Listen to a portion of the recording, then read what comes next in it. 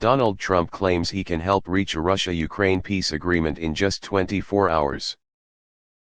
Former U.S. President Donald Trump claimed at a campaign event in New Hampshire that if elected, he could quickly mediate a peaceful solution between Russia and Ukraine.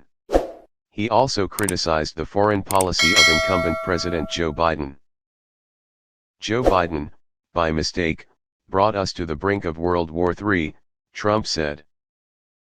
The former U.S. president pledged to bring peace with force, saying armed conflict between Moscow and Kiev would not have happened if he remained in office.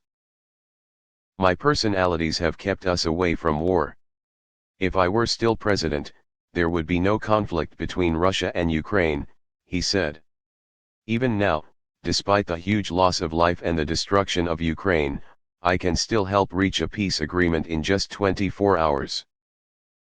The statement comes as some Republicans question whether the current amount of U.S. military aid to Ukraine is appropriate. On Friday, 4 Republican members of the House of Representatives sent a letter to President Biden and Defense Secretary Lloyd Austin expressing concern about Washington's decision to supply M1 Abrams tanks to Kiev.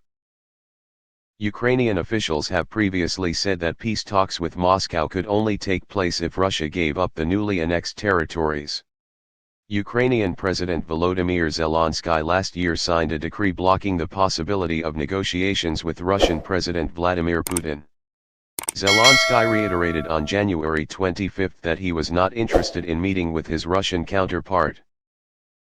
Meanwhile, Moscow has repeatedly called Ukraine's terms unacceptable. Russian Foreign Minister Sergei Lavrov said Ukraine's leadership was dominated by anti-Russian sentiment and was incapable of negotiating.